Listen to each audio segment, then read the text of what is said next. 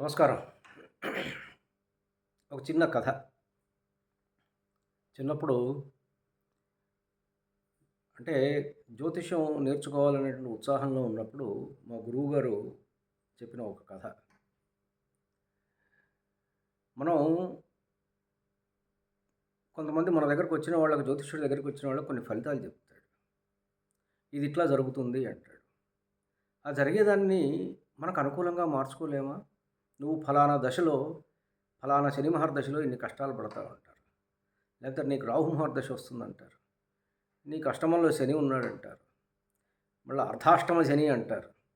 సరే, ఎన్ని రకాలుగా మనం వాడాలో అన్ని రకాలుగా మాట్లాడుతూ రకరకాలుగా చెప్తూ ఉంటాం. ఉమ్, నీకు ఫలానా కుజదోషం ఉంది అంటారు. కాబట్టి నీకు పెళ్ళి కాదు త్వరగా అంటారు. పెళ్ళి అయినా నీవు కుజదోషం ఉన్న అమ్మాయినే చేసుకోవాలి అంటారు. రకరకాల ఇంటర్ప్రిటేషన్స్, రకరకాల ప్రొజెక్షన్స్ ఇస్తూ ఒక్కొక్క రకంగా వినేవాడి మనసుల్లో భయాలు సృష్టిస్తూ ఉంటారు. అయితే మనకు రాసి ఉన్నదాన్ని మనం తప్పించుకోలేమా? లేదు దాన్ని మనకు అనుకూలంగా మార్చుకోలేమా? వరద పోటెత్తు వస్తుంటే దానిని మనం మన చెరువులకు మళ్ళించుకోలేమా? భవిష్యత్ అవసరాలకు వాడుకోలేమా? దాన్ని అట్లా వదిలేస్తామా? జస్ట్ ఆలోచిస్తే మనకు అర్థమవుతుంది. దానికి ఒక కథ చెప్పారు మా గురువుగారు. ఒక రాజగురువు ఉండేవారు. చాలా పెద్ద పండితుడు ఆయన ఒక గురుకులాన్ని నడిపేవారు. ఆ గురుకులానికి ఎక్కడెక్కడి నుంచో రాజులు తమ తమ పిల్లలను పంపిస్తూ ఉండేవారు. ఆ గురుకులాన్ని వాళ్ళు చాలా దివ్యంగా పోషిస్తూ ఉండేవాళ్ళు. చాలా వైభవంతో ఉండేది. ఆ దేశపు రాజు ఎంత వైభవంతో జీవించాడో ఆ గురువు గారు కూడా అంతే వైభవంగా జీవించేవాడు. అయితే ఆయనకు ఒక లోటు. ఏమిటి అంటే పిల్లలు లేరు. పిల్లల కోసం ఆయన తపస్సు చేస్తే బ్రహ్మదేవుడు ప్రత్యక్షమై ఒక కొడుకునిస్తున్నాను నీకు అన్నాడు. కానీ అని ఒక కండిషన్ పెట్టాడు. ఏమిటి అంటే వీడికి నీకున్నంత వైభవం ఉండదు. అసలు వైభవం అనే మాటే వీడు ఎరగడు. వీడికి ఒక్క ఆవు మాత్రమే జీవితంలో ఉంటుంది అని చెప్పాడు. వీడి జీవితంలో ఎప్పుడూ వీడి దగ్గర ఒక ఆవు మాత్రమే ఉంటుంది. అమ్మా, నేనింత వైభవంతో జీవించాను. ఒక కొడుకు కావాలనుకున్నాను. వాడేమో ఇట్లా దరిద్రుడైతే పరిస్థితి ఏమిటి అని చాలా చింతపడుతూ ఉండేవాడు గురువుగారు. ఈ విషయాన్ని తన ప్రియ శిష్యుడు ఒకడికి చెప్పాడు. ఒరే నాయనా, నేను బ్రహ్మదేవుడి గురించి తపస్సు చేస్తే నా వీడు పుట్టాడు. కానీ వీడి ఆర్థిక పరిస్థితి ఇట్లా పెట్టాడు బ్రహ్మదేవుడు. నేను పోయిన తర్వాత వీడు ఏమవుతాడో కదా అని చింతపడుతూ ఆ చింతలోనే చనిపోయాడు ఆయన. సరే, ఈ శిష్యుడు కూడా గురుకులంలో విద్య పూర్తయిన తర్వాత తన దేశానికి వెళ్ళిపోయాడు. వెళ్ళిపోయి సడన్గా అతనికి ఒక 25 ఏళ్ల తర్వాత గుర్తొచ్చింది.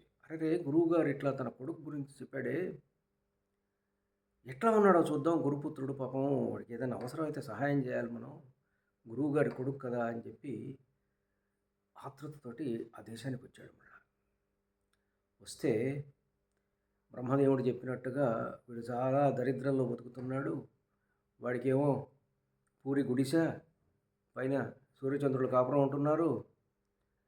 ముందున్న కష్టంలో ఒకే ఒక్క ఆవు కట్టివేయబడి ఉంది. ఏదో ఆ ఆవు పాలు తాగుతూ పితుక్కుంటూ కొంత అమ్ముకుంటూ ఏదో రకంగా జీవనం సాగిస్తున్నాడు ఈ గురువు గారి కొడుకు. సరే, వెంటనే ఆ గురువుగారు చెప్పిన విద్య ఈయన దగ్గర ఉంది కదా, శిష్యుడి దగ్గర. ఆలోచించాడు. ఒరే నాయనా, నేను మీ నాన్నగారి శిష్యుణ్ణి. నువ్వు ఈ పరిస్థితుల్లో ఈ విధంగా బతకడం నాకు ఇష్టం లేదు. నేను చెప్పిన మాట విను అని చెప్పి నీతో పాటు నీ ఆవును కూడా తీసుకురా అని చెప్పాడు. ఆ ఆవుని తీసుకొని వెళ్ళి ఆ దేశంలో జరిగేటువంటి సంతలో ఆవును అమ్మేశాడు. అమ్మేస్తే ఇవాళ లెక్కలో 10,000 రూపాయలు వచ్చాయి. నాయన, ఈ 10,000 రూపాయలతో నువ్వు హాయిగా ఆనందంగా బతుకు అన్నాడు. సరే, ఆ 10,000 రూపాయలతోటి వాడు చక్కగా ఒక వారం రోజులు హ్యాపీగా బతికాడు. మళ్ళా సంత ఉన్న రోజు చూస్తే వాడి కొష్టంలో ఒక ఆవు ఉంది. ఇదేమిటి అనుకోని చెప్పి మళ్ళా శిష్యుడు అన్నాడు, ఈ ఆవును కూడా అమ్మేసేద్దాం పదరా అన్నాడు. ఇట్లా ఆ ఆవును కూడా అమ్మేస్తే మళ్ళీ ఒక 10,000 వచ్చాయి. మళ్ళా వాటితోటి ఆనందంగా బతికాడు. మళ్ళా సంత రోజు ఖచ్చితంగా ముందు రోజున ఇంకొక ఆవు కనపడ్డది కష్టంలో. ఆ ఆవును అమ్మేశాడు.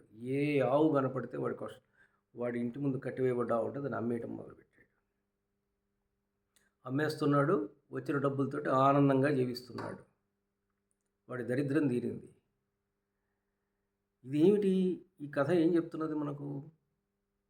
ఈ ఆవును ఎవరు కట్టేస్తున్నారు అంటే, బ్రహ్మదేవుడు తన రాత ఊరికే పోకూడదు కదా, వీడికి ఎప్పుడు ఒక ఆవు ఉంటుందని వరం ఇచ్చాడు కదా ఆయన. కాబట్టి వీడికి ఎప్పుడు ఒక ఆవు ఉండి తీరాలి వీడి ఇంటి ముందు. కాబట్టి సంత జరిగే రోజు ముందు రోజు ఒక ఆవును తీసుకొచ్చి పాపం ఒక ముసలాయన కట్టేసి వెళ్తున్నాడు. ఈ శిష్యుడికి అర్థమైంది ఆ ముసలాయన ఎవరో కాదు బ్రహ్మదేవుడు అని. అది చూసి ఎప్పటికప్పుడు ఆవును అమ్మేయించటం, ఆ వచ్చిన డబ్బులతోటి వీడిని ఆనందంగా బ్రతకమని చెప్పటం. ఈ విధంగా వీడి బతుకు నవ్వుల నదిలో పువ్వుల పడవలాగా ఆనందంగా సాగిపోయింది. కండిషన్ ఫుల్ఫిల్ అయింది. బ్రహ్మదేవుడు చెప్పించిన జాతకాన్ని ఏం మార్చలేదు మనం, కానీ దానికి అనువుగా ఎట్లా జీవించాలి అనేటువంటిది మాత్రం నేర్పాడు. You cannot change it, but దాన్ని నీకు అనువుగా మార్చుకోగలవు. You can convert that in the way you want. ఇది ఇక్కడ నేర్పాడు అనమాట. అంటే జాతకాలు చెప్పేవాళ్లకు దీన్ని ఎట్లా తప్పించుకోవాలి, దీనికి ఉపశమనం ఏమిటి, దీన్ని మనం ఏం చేస్తే మనం ఈ బాధ నుంచి మనం తప్పించుకోగలము అనేటువంటి విషయాన్ని కూడా చెప్పగలిగి ఉండాలి. అలాంటి సలహాలు ఇవ్వగలిగితే చాలా బాగుంటుంది. ఇప్పుడు మనకు ప్రతి వ్యక్తి యొక్క జాతక చక్రంలో రవి ఉంటాడు, చంద్రుడు ఉంటాడు, రాహువు ఉంటాడు, గురుడు ఉంటాడు, శుక్రుడు ఉంటాడు, కేతువు ఉంటాడు, శని ఉంటాడు, ఇంతమంది ఉంటారు. వీళ్ళందరూ ఏమిటి? ఒక్క క్షణం ఆగి ఆలోచిద్దాం. మనిషి అనేవాడు మొట్టమొదట నేను అనేటువంటి అహంకారం ఉంటుంది వాడికి కొంత బుద్ధి కూడా, వాడికి కొంత ఇంటలెక్ట్ ఉంటుంది, మేధస్సు ఉంటుంది. బుద్ధి అంటే రేషనల్ డిస్క్రిమినేషన్, విచక్షణ జ్ఞానం ఉంటుంది. అలానే వాడి మనస్సు, అటు ఇటు తిరిగేటువంటి మనస్సు ఉంటుంది. అలానే వాడికి పునరుత్పత్తి కాంక్ష ఉంటుంది. అలానే కొన్ని విషయాల్లో వాడికి తీవ్రమైన వేగం ఉంటుంది. ఒక్కొక్కసారి మందంగా కూడా ఉంటాడు, నెమ్మదిగా కూడా ఉంటాడు. వాడి మనసులో కొన్ని రహస్యాలు ఉంటాయి. ప్రతి వ్యక్తి కూడా భగవంతుడి గురించి ధ్యానం చేయాలనేటువంటి ఒక ఆలోచన ఉంటుంది. ఇన్ని రకాలైనటువంటి మిశ్రమం మనిషి. ఇవి ఏ క్షణంలో, ఏ సందర్భంలో ఏవి డామినేట్ చేస్తున్నాయి? ఇవాళ నాకు బాగా భగవంతుడి ధ్యానం చేయాలి, వెళ్ళాలి అనుకుంటే నేను వెంటనే ఎక్కడికో వెళతా, లేదా గుడికి వెళతా, తిరుపతి వెళతా. లేదు ఏదైనా ఒక విషయాన్ని రహస్యంగా దాచి ఉంచాలి, రహస్యంగా ఉంచుకుంటాం. ఒక్కోసారి మన మూడు బాగుండదు, చికాకు పుడుతూ ఉంటుంది. ఒక్కొక్కసారి అప్పు చేసి ఏవో కొంటూ ఉంటాం. ఒక్కొక్కసారి మన ఇంటలెక్ట్ బాగా పనిచేస్తూ ఉంటుంది. ఇలా ఏ క్షణంలో ఏది ఎప్పుడు డామినేట్ చేస్తుందో మనకు తెలియదు. దశలు, అంతర్దశలు, సూక్ష్మదశలు, విదశలు ఇట్లా రకరకాలుగా ఉంటాయి. పూర్వం ఈ గణితాన్ని, ఈ మ్యాథమెటిక్స్ని క్యాలిక్యులేట్ చేయడానికి చాలా సమయం తీసుకునేవారు. ఇవాళ చక్కగా కంప్యూటర్లు వచ్చినాయి కాబట్టి దశలు ఏమిటి, అంతర్దశలు ఏమిటి, సూక్ష్మదశలు ఏమిటి, మంచి మంచి సాఫ్ట్వేర్స్లో మనం అది చూడవచ్చు. కానీ ఇంటర్ప్రిటేషన్స్ దగ్గరికి వచ్చేటప్పటికి ఇంటర్ప్రిటేషన్స్ అనేటువంటివి చాలా సూక్ష్మంగా చేయవలసినటువంటి అవసరం ఉంటుంది. ఎవరైతే సరిగ్గా ఇంటర్ప్రెట్ చేస్తారో వారికి రిజల్ట్ బాగా వస్తుంది. ఈ ఇంటర్ప్రెట్ చేసేవాడికి ఉపాసనా బలం ఉండాలి, మనస్సు నిర్మలంగా ఉండాలి, ఏ విధమైనటువంటి కాంక్ష కూడా ఉండకూడదు. డబ్బు కాంక్ష, ఎదుటివాడు నాకు ఏమి ఇస్తాడనేటువంటి కాంక్ష కూడా ఉండకూడదు. ఇన్ని ఫ్యాక్టర్స్ ఉన్నాయన్నమాట. ఇన్ని ఫ్యాక్టర్స్ తోటి అతను ఇంటర్ప్రెట్ చేయగలిగి ఉండాలి. చేయగలిగితే చక్కగా సరైనటువంటి ఫలితాలే వస్తాయి. జ్యోతిషం సైన్సా కాదా అనేటువంటి చర్చ కాసేపు పక్కన పెడితే, మనం స్టాటిస్టిక్స్లో ప్రాబబిలిటీ ఉంది, సంభావ్యత, జరగడానికి సంభావ్యత ఎంత అంటే, ఏదైనా హెడ్ అండ్ టెయిల్ జరగడానికి సంభావ్యత ఎంత? ఒక కాయిన్ తీసుకొని మనం టాస్ వేస్తే హెడ్ రావడానికి సంభావ్యత ఎంత? 1.5 హెడ్డే వస్తుందని 0.5 సారీ 0.5 సగమే 1/2 వస్తుందని ఖచ్చితంగా చెప్పలేము. అలానే టైల్ రావడానికి సంభావ్యత కూడా 0.5. అట్లానే ఓ పని జరుగుతుందో జరగదో అని చెప్పడానికి థియరీ ఆఫ్ ఎస్టిమేషన్ అని కూడా ఉన్నది. ఇలాంటివన్నీ కూడా మనం వీటన్నిటిని కూడా శాస్త్రం కిందనే చదువుకుంటున్నాం. ఎకనామిక్స్ కూడా ఈ దేశపు ఆర్థిక వ్యవస్థ ఇట్లా ఉంటుందా ఉండదా, అంచనాలు అన్నీ కరెక్ట్ అవుతాయా అవ్వవా, ఎప్పటికప్పుడు అంచనాలు సవరిస్తూ ఉంటారు. ఇవన్నీ కూడా సైన్స్ అని పేరిట మనం చదువుకుంటూ ఉన్నప్పుడు, ఇవన్నీ శాస్త్రాల పేరిట చదువుకుంటూ ఉన్నప్పుడు మనిషిలో ఉన్నటువంటి ఈ బుద్ధి, అహంకారము, ఇంటలెక్టు వీటన్నిటి యొక్క రిజల్టెంట్ ఇఫెక్ట్ చెప్పేటువంటి జ్యోతిష్యాన్ని మనం సైన్స్ అని ఎందుకు చదువుకోకూడదు? మనిషి యొక్క ప్రకృతి 8 విధాలుగా మాయా ప్రకృతి ఉందని చెప్పాడు కదా భగవంతుడు.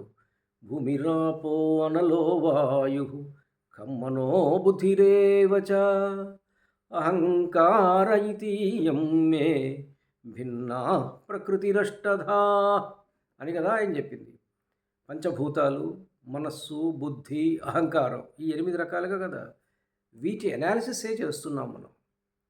ప్రతి మనిషిలో పంచభూతాత్మకమైనటువంటి శరీరంలో నుండి మనస్సు, బుద్ధి, అహంకారం ఈ మనిషిని ఎటు నడిపిస్తుంది అనేటువంటి ఒక విశ్లేషణ మాత్రమే మనకు జ్యోతిష్యం చెబుతుంది. కాబట్టి జ్యోతిష్యాన్ని సరిగ్గా అధ్యయనం చేసి చక్కగా ఉపాసన చేసేటువంటి వారి దగ్గరికి వెళితే మనకు సరైన ఫలితాలే వస్తాయి, తెలుస్తాయి కూడా. ధన్యుణ్ణి. నమస్కారం.